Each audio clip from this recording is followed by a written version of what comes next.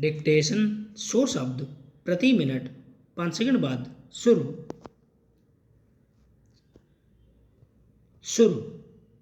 भारतीयों की दुनिया काफ़ी तेजी से बदल रही है, इसीलिए भारतीय संबंधों का परंपरागत स्वरूप भी आज काफ़ी संकट की स्थिति में आ गया है। लोगों की व्यस्तता बढ़ गई है और फुर्सत का अभाव पैदा हो गया है। संबंधियों के बीच भौतिक दूरियां बढ़ती जा रही हैं। मोबाइल क्रांति और सोशल मीडिया ने प्रत्यक्ष मगर आभासी मिलन के शक्तिशाली विकल्प उपलब्ध करवा दिए हैं। किसी बड़े शहर में रहने वाले रिश्तेदार और मित्र भी अब महीनों तक एक दूसरे से सीधे नहीं मिल पाते। रोजगार की खोज में भीलवाड़ा का युवक जाकर बंगलुरु में रहने लगता है और कभी-कभी तो देश की सरहद पार कर किसी दूसरे देश पहुंच जाता है और वहीं का नागरिक हो जाता है। इतनी दूरी से किसी के लिए अपने संबंधों और संबंधियों की परवाह भला कैसे संभव है।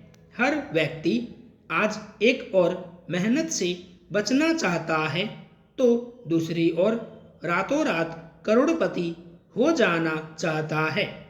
हमारे समाज की आज की अनेक विकृतियों का मूल इन नई प्रवृत्तियों में ढूंढा जा सकता है। संबंधों का निर्वाह व्यक्ति से दूसरों के काम आने और उनके लिए कुछ कष्ट उठाने की अपेक्षा रखता है।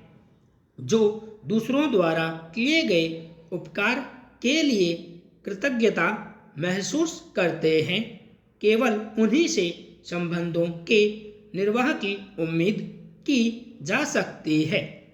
जो बच्चे अपने माता पिता द्वारा उनके लालन पालन के लिए उठाए गए कष्टों को यह कहकर भुला देते हैं कि जब उन्होंने हमें पैदा किया तब वह कष्ट तो उन्हें उठाना ही था। उन बच्चों से कोई माता पिता अपनी वृद्धावस्था में किसी आलंबन की अपेक्षा नहीं रख सकते। एक समय वह था जब लोगों के बहुत से काम अन्य लोगों की सहायता के बिना हो ही नहीं सकते थे। आज पैसे से उपलब्ध अनेक साधनों ने उस तरह की अनिवार्य निर्भरता का अंत कर दिया है। इसीलिए अब अन्य बातों की परवाह न करते हुए अधिकाधिक पैसा कमाना ही व्यक्ति को सर्वाधिक महत्वपूर्ण लगने लगा है। किसी के प्रति कृतज्ञता की अभिव्यक्ति भी आजकल लोग उसके लिए पैसा खर्च करके ही कर देते हैं। माता पिता के प्रति अपने कर्तव्यों की इतिश्री आजकल बहुत सी संतानें उनके इलाज या उनके लिए जरूरी साधन जुटाने के लिए पैसा खर्च करके कर देती हैं। लेकिन वृद्धावस्था में लोगों को जिस प्रकार के भावात्मक आलंबन की आवश्यकता होती है वह पैसे से नहीं मिलता। सार्वजनिक संबंधों पर विचार किया जाए तो हम पाते हैं कि किसी व्यक्ति को दिए जाने वाले महत्व और सम्मान के पीछे भी एक सामूहिक कृतज्ञता भाव रहता है।